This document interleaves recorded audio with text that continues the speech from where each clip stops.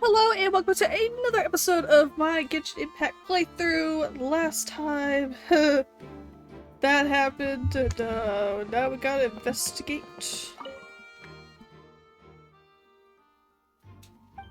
the, murder of somebody.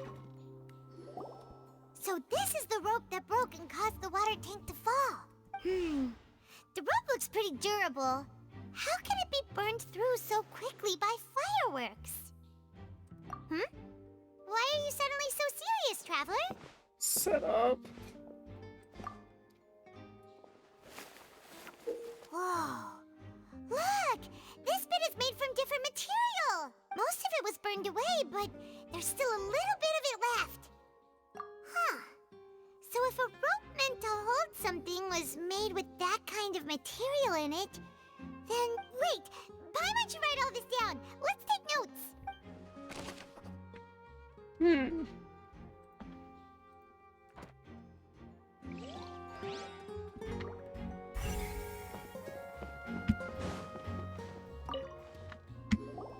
Hello there. What are you investigating? Oh, this location has also been cordoned off because the Magic Troop members are currently considered prime suspects.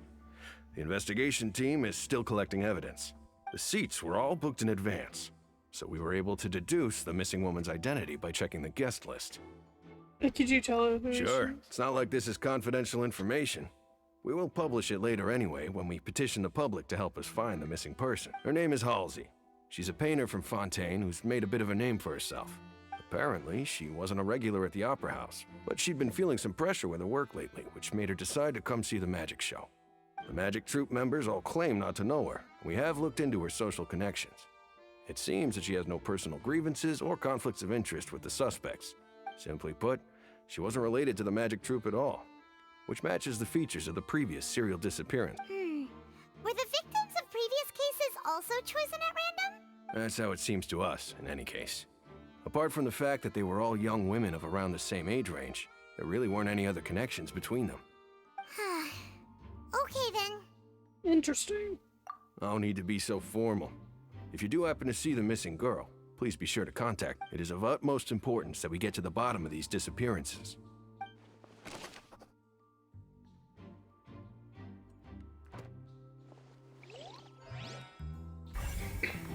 Interesting.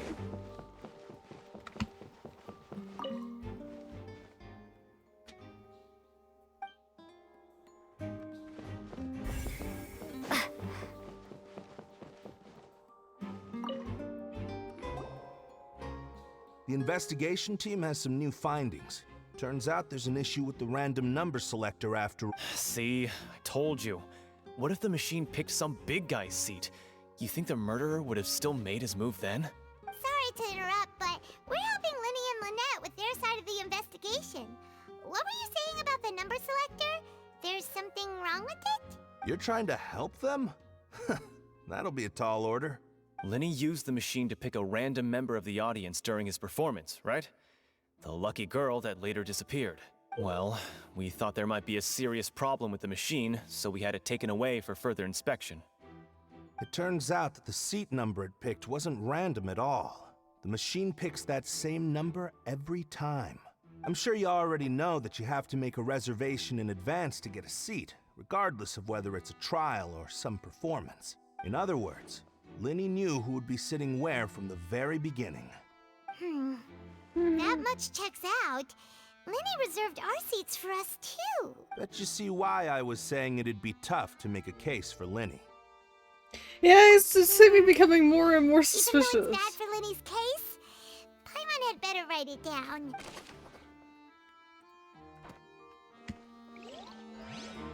Becoming more and more suspicious.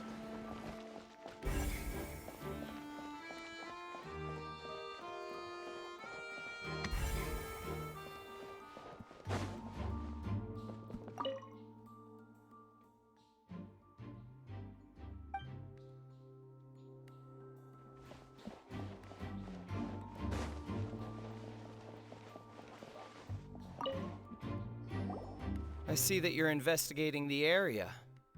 Well, it just so happens that I'm interested too. If you find any new and interesting leads, be sure to share them with me, alright? We don't have too many thoughts yet. Then why don't I tell you my hypothesis first? The way I see it. And I'll start it with that loud thud. The thud? Oh, you mean the sound that happened during the countdown? Yes, exactly. It wasn't terribly loud, but I suspect that most people heard it. It's just that everyone was awaiting the results of Linny's trick with bated breath, so no one paid it much mind. But now that the incident has happened, the thud has become an important clue. That makes sense. So, what do you make of it? I'm of the opinion that it may have been the sound of Linny's accomplice. Lynette, perhaps. Jumping atop the water tank or something like that. And when the pyrotechnics went off, she cut the rope, sending the water tank crashing down. But wasn't the noise we heard too loud for that? Perhaps the balance wasn't right, leading to a particularly rough landing. Yeah, the water tank was swing. Oh, that's true. I suppose I must reconsider. That does remind Paimon, though. What was with that sound?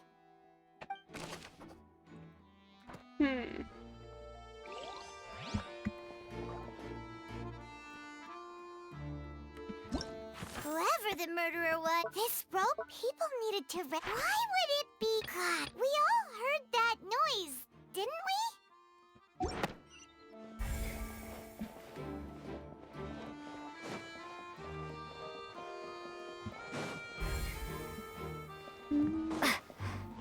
I wonder if there's somehow access to the upper seats in there.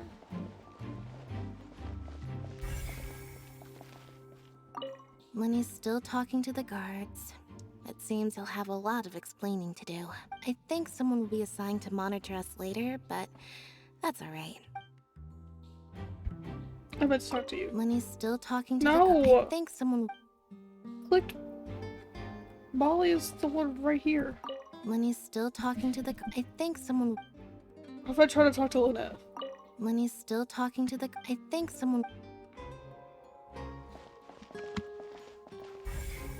Never mind.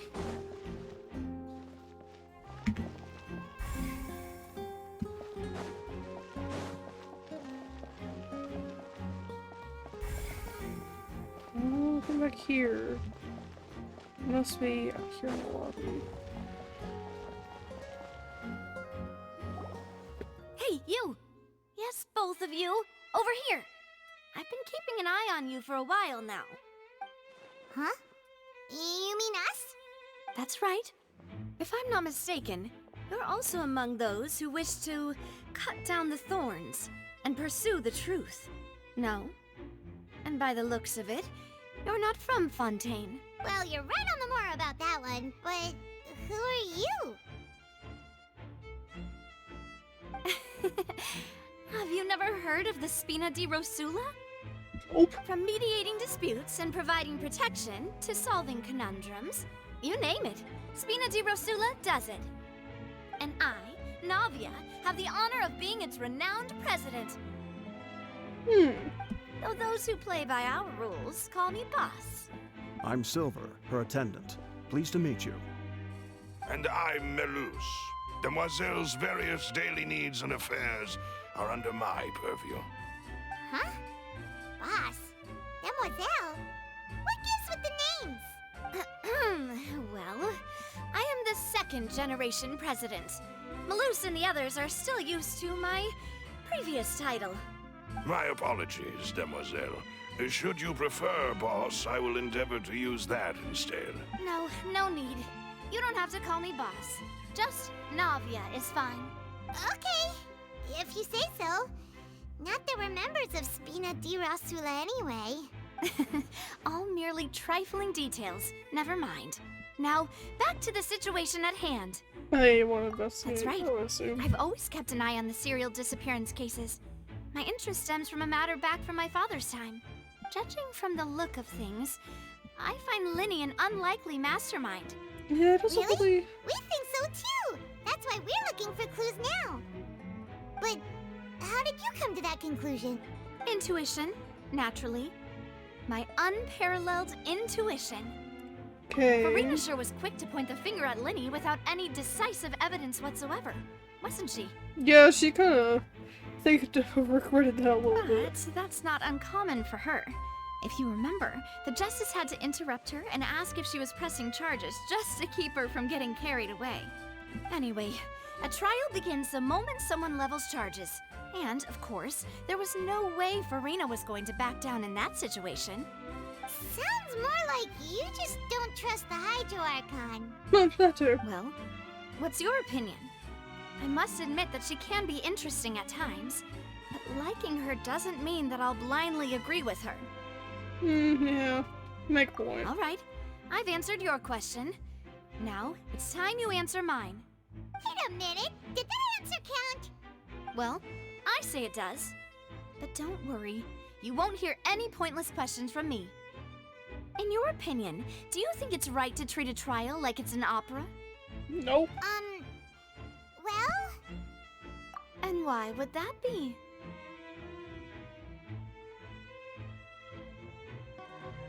Yeah, the truth. See, Silver and Maloose? I told you they'd be different. Most astute of you, demoiselle. I too think that the Traveler's response was most excellent. No matter how wonderful the script or how fervent the audience's expectations may be, the trials that go on stage here must be based in fact. And if that can be done, boss, then... All right, that's quite enough, Maloose. Anyway, I like your answer. You passed with flying color. Now, I need to make some preparations, following which our joint investigation shall commence. You two shall be my assistants. Wait! Since when did we become assistants? Oh, You're always well, an assistant. I can be the assistant, sure. Or your companion, if you like. I'm really not that fussy. That's more like it. Yeah, you're missing the point, my mod. Far be it from me to brag, but I believe that Demoiselle's intuition will be instrumental in uncovering the truth. You wish to save a friend from false accusations, and we wish to unravel the disappearances. In this sense, our goals are aligned. You have a point.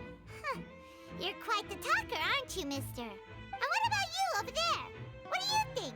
You seem like you've got something on your mind. I have nothing to add. Oh, alrighty then. We'll be making some preparations first. Just be sure to let us know if they start revealing Linny's tricks. Thanks! Okay.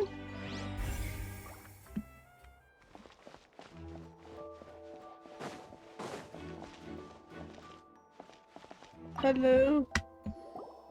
Sorry, but no one can freely enter or exit the Opera House at the moment.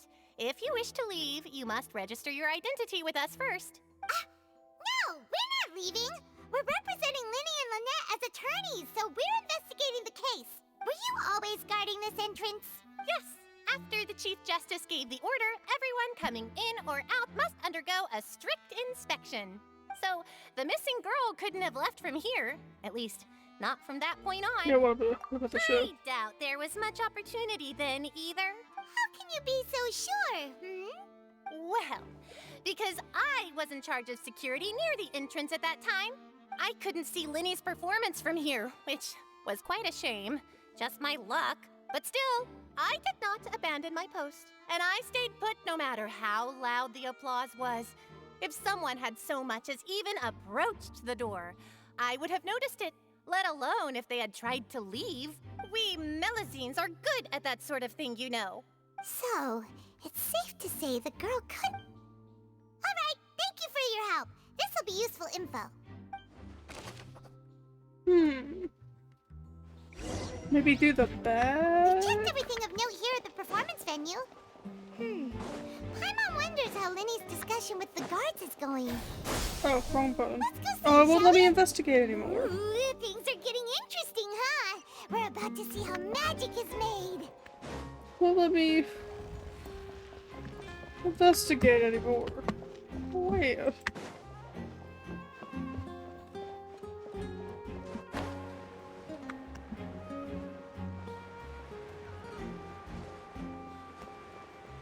arena sits all the way up there? Jeez. Ah, we're back here. Oops.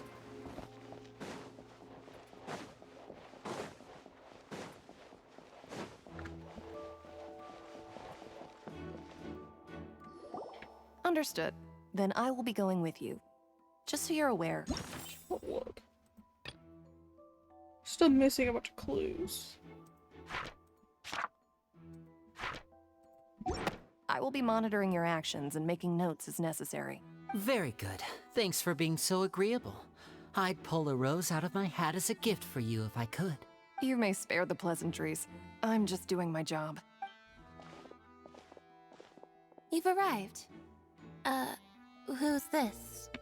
Me? I'm Spina di Rosula's guardian angel. If you've got a problem, I've got the firepower. Sorry, I got a little carried away there. Call me Navia. I'm a partner of theirs, and will be helping investigate this whole situation. And these are my companions. Would you mind if they join as well? Fine by me. Oh, new helpers? I would be most grateful. Well, let's just say we're tagging along. It's not every day you get to see the secrets behind magic performed on such a large scale. I appreciate your kind interest. Come with me. We'll be heading below stage. Huh? Below stage? Yes, a world of secrets is hidden beneath this magic box, prepared specifically for this switcheroo trick. But before I reveal everything, you should have a look first. Notice anything strange here?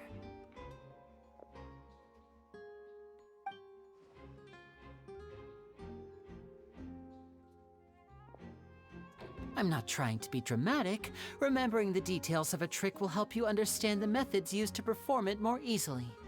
Huh. Weren't there balloons and other decorations here? Where did all that go? Ah, good eye. That said, you're still far from discovering the answer. The back? You mean the inside of the door? What's different about it? Paimon didn't notice anything. Very good indeed.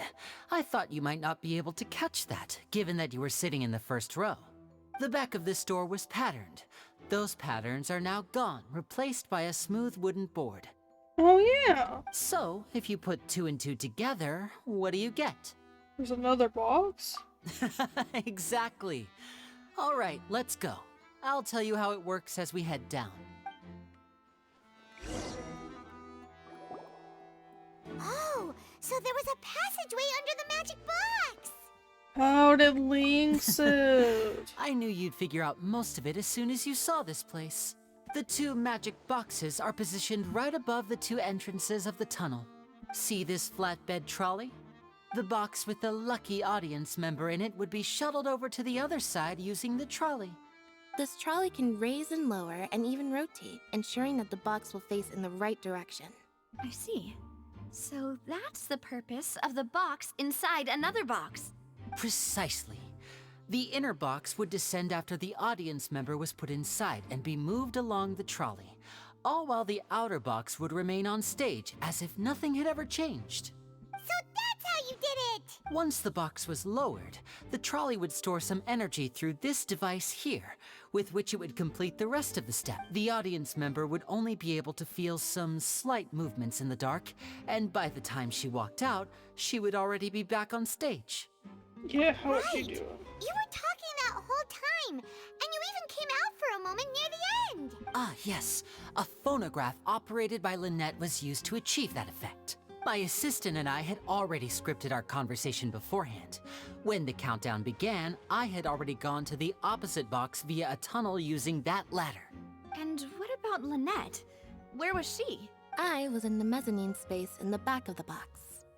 Oh, interesting! That's how we were able to coordinate Linny's lines with the assistant. And by the way, I was the one who walked out of the box at the end. I mean, we are twins. All it takes is a change of clothes and no one can tell who's who. And that's my favorite part of this trick. Only Lynette and I can perform it. So that's how it all worked! Wow, every detail you revealed was more amazing than the last! Lynette would briefly walk out of the box and then go back in, jumping into the tunnel and escaping before the box on the trolley could finish ascending. And then I walk out of the other box in the audience area, and the trick would be complete. The operative word here being would. But as you saw, Cal was in the box, not our audience member. She, on the other hand, mysteriously vanished. We really don't know how that happened. If not for that interlude, this would have been an astonishing trick. I probably never would have figured out how you pulled it off. And yet, to think that someone was able to use this magic trick to commit a crime. Could we have a look around? I think we can come up with some more leads. This is the scene of the crime, so Linny and Lynette are not permitted to stay here. I'll escort them back up. Yes, of course. No need to be so strict now. I won't disappear into thin air, you know. Thanks, everyone. We're counting on you.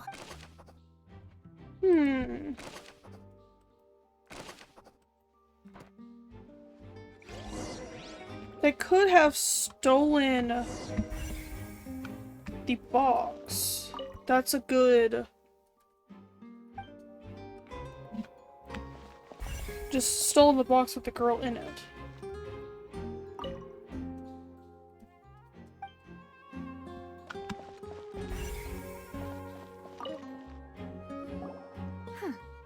Looks like a hook tied to the end of a rope. Huh? There's all kinds of odds and ends here. Perhaps it was a prop for a different trick. But why would it have been left here? Whatever it is, let's make a note of it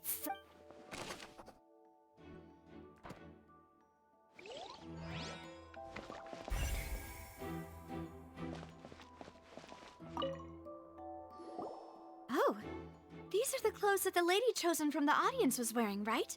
Her clothes are here, but she's nowhere to be found. Right. And do you really need to do that if you're kidnapping them?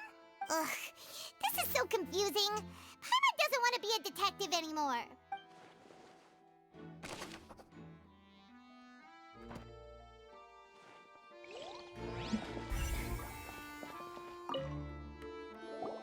The floor is wet. Please be careful not to slip. Speaking of which, why would there be water here? Oh, Paimon knows! It's one of those tricks where you pour water into a jug and then flip the jug over only for the water to disappear? And here's a broken vase. Huh. Did the trolley knock it down while moving? That can't be. The trolley moves along tracks from start to finish. It couldn't have hit the vase at this distance. Let's note this down too and think about it later. Oh, but I bet there's some kind of kerfuffle down here and the girl was trying to escape or something. It didn't work out too well.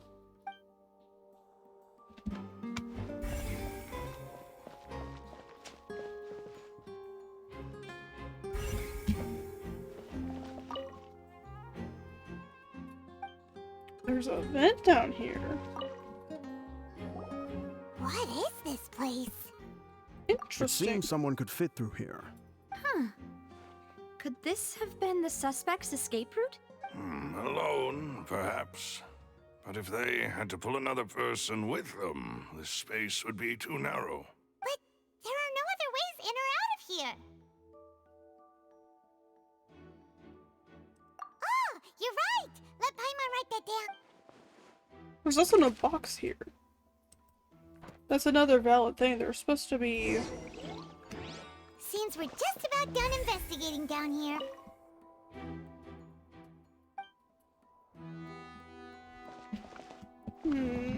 Yes. Let's head back up.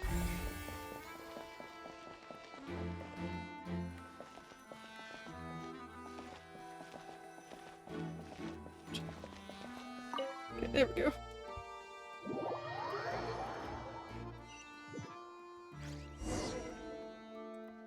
Well, we've ascertained the state of the crime scene. Let's find a place to sort out our findings once Malus returns. It seems to me that there are several things that don't add up here. Apologies for the wait, demoiselle. So, what did the guards say? Did the criminal escape through the vent? They believe the odds of that are very low, since the vent leads to the Opera House's basement. The guards have checked the area carefully. No one left through the basement during the performance or after the incident, and no one was found hiding there. So the tunnels become like a secret chamber then. You know, like the kind you usually see in novels. The plot thickens. Halsey's disappearance and Cowell's death are both quite inexplicable. No wonder Farina was so confident in her accusation. All the current evidence points toward Linny and Lynette. In other words, the charges are very likely to be upheld unless we make some considerable progress. Charges and then trial. So if the charges are upheld, they'll announce a sentence? That's right. This is how a trial goes in the Opera House. During the proceedings, the Chief Justice and the Oratrice will hear statements from both sides. The Oratrice? That's right. This is how indemnitium is produced. The statements from both sides, the defenses from attorneys, witness testimonies, and even the audience's emotions will all be projected on the Oratrice. To put it simply, it's as if the Oratrice has its own will, and is a judge in its own right. This also precludes any kind of favoritism on the part of the Chief Justice. Not that this has ever happened anyway. Once both sides have finished speaking, the Chief Justice will make his final decision. This, too, will be used by the Oratrice as a reference. Then, finally, the Oratrice will be consulted by officials. The result it returns is the will of justice itself. Huh? So that machine is the one that actually decides? Paimon thought Neuvillette called the shots. In practice, there is very little difference. Both have always come to the same judgment. Which is why people have great faith in the Chief Justice. Yes, the guards also asked me to convey that none of us will be allowed to leave this place before the trial. Huh? Because we've chosen to act as the twins' proxies. That makes us persons related to the case. They're concerned that we might be colluding with outside parties, or that we might find outside help to disrupt the case. And even if that were not so, it could prove problematic if we happen to spread key information about the case ahead of time. I'm ready to break out at any time. Whoa! There's no need for that! Paimon thinks they have a point. That said, are they providing food? Of course. I just hope you don't mind the lack of options. I'm afraid that catering to all tastes is not in the cards, nor is any guarantee of balanced nutrition. I don't think that matters at this point. In that case, let's just sort out our findings together here. Pity. I was hoping to take you to try some of Fontaine's famous desserts, too. I mean, what better way to properly think through our findings than over some tea and sweets? Huh.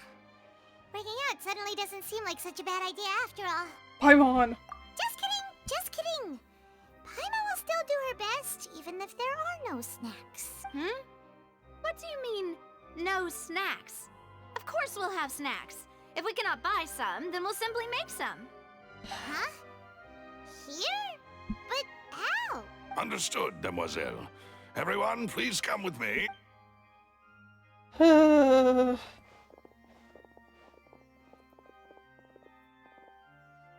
Wait, you're carrying a portable stove with you? Yes, I must be prepared to meet the demoiselle's baking needs whenever the fancy strikes her. I have eggs, sugar, and almonds at the ready. Good work, you two. Then I'll get to it. Please sit tight for a moment. You'll get to taste my awesome snacks soon enough. These three are quite the interesting group. Yeah, it must be everything.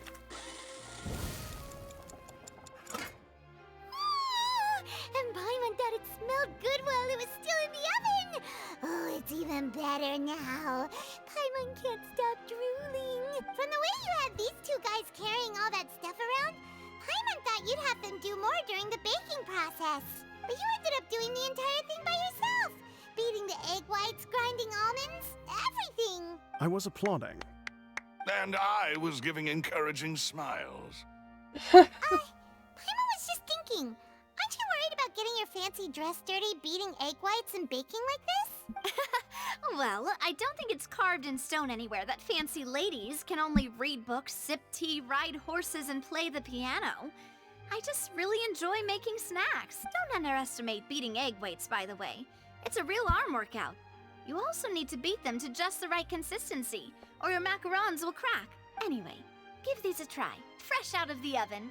There's 3 for each of us. Only 3? Well, eating too many sweet treats might send all that sugar to your head. You wouldn't be able to think clearly about the case on a sugar rush, would you? Tea is ready to be served as well. This is Demoiselle's favorite, strong black tea with a floral fragrance that clears the mind and lifts the spirit. No need for concern. I'm merely doing as I should. Interesting. All right then. Down to business. As Paimon mentioned previously, the tunnel seems to be something of a secret chamber. However, we can assume that Linny and Lynette were not alone within it. Some criminal also occupied its sealed confines.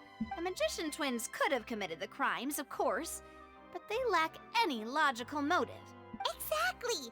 Why would they do such a thing right when everyone was watching?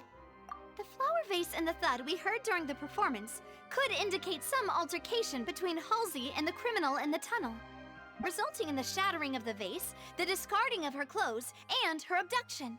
Perhaps the criminal thought that since she was chosen from the crowd, she would be too easy to identify if she was still wearing the same clothes. Paimon thinks that makes sense, but the real trouble is... True. None of the clues we found thus far support the existence of this third person. But the only people left to consider are both technically victims, whether it's the missing girl, Halsey, or poor Cowl. Huh. Could Halsey have secretly made modifications to the magic props in order to murder Cowl before making her escape? Yeah, we don't know if how that works. That's right. And even if she had tampered with the setup, she would need to understand the entire trick to pull it off. Nor does she have any motive. The guards said that she has never had any dealings with the Magic Troop's members. Were we not thorough enough in our search? From the sound of things, this is turning into an impossible case. Your macarons are amazing though, Navia. They smell great! They're nice and crisp and super sweet! They are my specialty after all. And I see you've already had 5 of them. What? 5? Oh, that can't be right.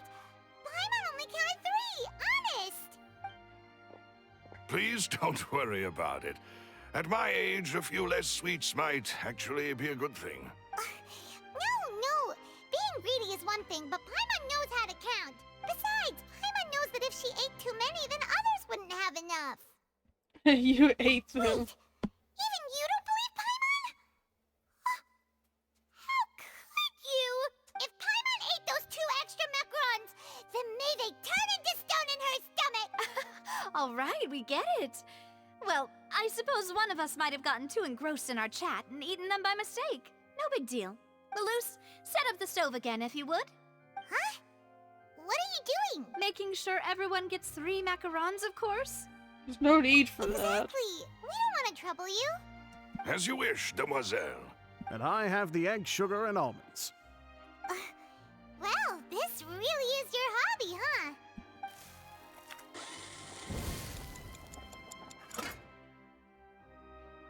Well, that's it for snack time. I'm going to have another look around the area. I don't know what we're looking for yet, but we've still got some time. As attorneys, I suggest the 2 of you think the case over again. It would be awkward if you got all tongue-tied on stage during the trial. All right, thanks for your help and for the snacks. It was nothing. A small task for the Spina di Rosula. Silver, Malus, it's time to go. I'll be back if I find anything new.